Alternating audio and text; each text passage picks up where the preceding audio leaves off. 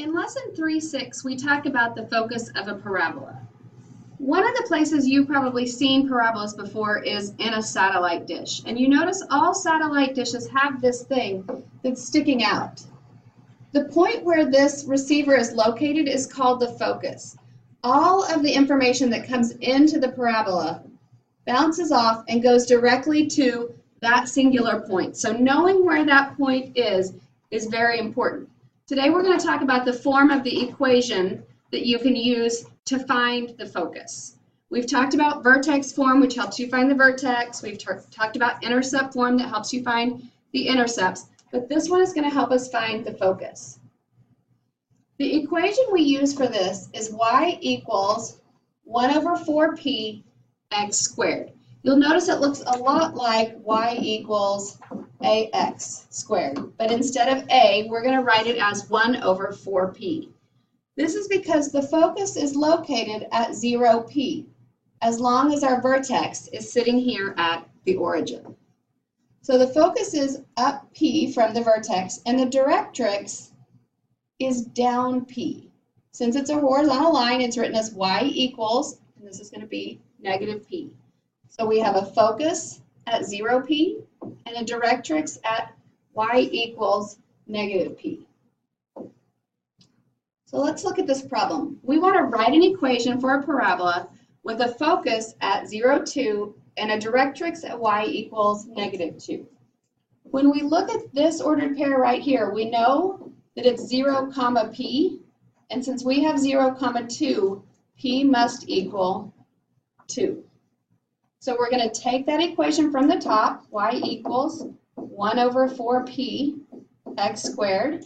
In place of p, we're going to put our 2.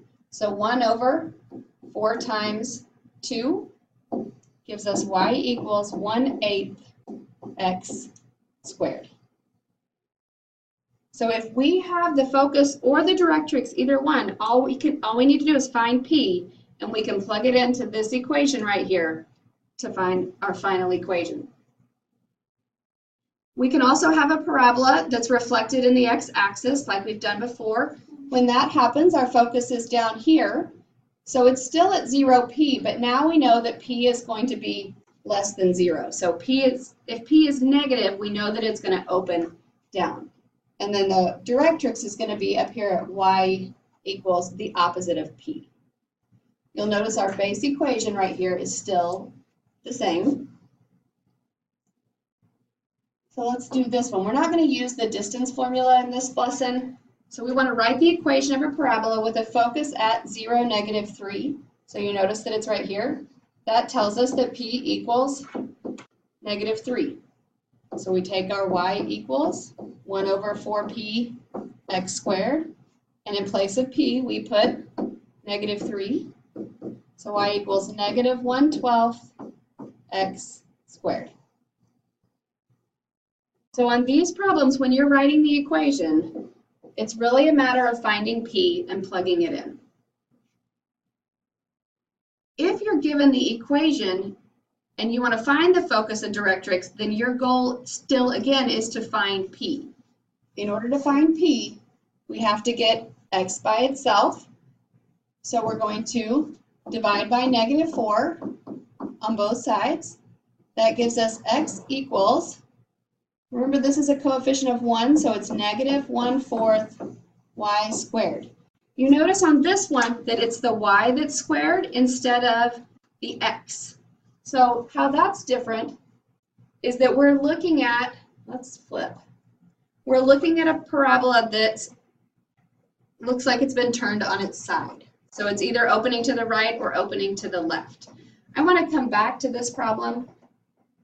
So let's skip over those two. Let's look at these. Here we have y equals 0.5. This might be a little easier if we say it's 1/2 x squared. We need to find p. So we're going to use this coefficient right here because we know that that's where the 1 over 4p goes. So 1 over 4p is equal to 1/2 for this problem. You've got a proportion here, and we know the cross products are equal. 1 times 2 is 2, which has to be equal to 4p times 1, which is 4p. Divide by 4 to solve for p. And p equals 1/2. Turns out to be exactly what it was to start with, which is kind of funny. So our focus we know is at 0, comma p. And if p is 1/2, then it's going to be at 0, comma 1/2. And then the directrix is at y equals the opposite of p, so y equals negative 1/2. And then since this is a parabola that opens up with its vertex at the origin, the line of symmetry is just going to be x equals 0. So that's how we find all of those. Let's look at this one. On that one, we need to get y by itself. So we would add x squared to both sides. We get negative y equals x squared. We divide by negative 1. So y equals negative 1 x squared. So this piece right in front is your p, is 1 over 4p. So we're going to say negative 1 over 1 equals 1 over 4p. Cross multiply, we get negative 4p equals 1. If we divide by negative 4, we get p equals negative 1/4. And then you can plug p in for each one of those pieces that we need. And for that one, since it opens up, it's still at, the axis of symmetry is also at x equals 0.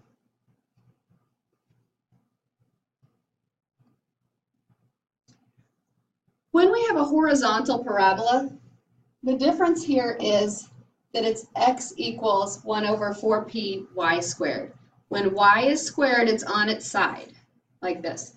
You'll notice that the focus is no longer 0p, but p0. That's because from 0, 0, you've moved to the right, but you haven't moved up or down, so it's p, comma 0. And then to get to the directrix, you're going to move to the left. It's opposite of that if p is negative, because that's when it faces the other direction. Let's see, not that one. Let's come back to this one we were talking about earlier. We have an x equals, and it's negative. So we know that since it's x equals, it's a horizontal parabola. Our vertex is going to be here at 0, 0. Since this is negative, it's going to open this way. So our focus is going to be somewhere in here. Well, this right here is our 1 over 4p. So negative 1 over 4 is equal to 1 over 4p. We cross multiply, divide by negative 4. So p for this one is negative 1. So our focus is at negative 1, comma 0, which means our directrix is 1 this direction. So that's x equals positive 1. And for these, when they're on their side, our axis of symmetry is now a horizontal line. So our axis of symmetry for this is y equals 0, since it's sitting on the x-axis. And that's it.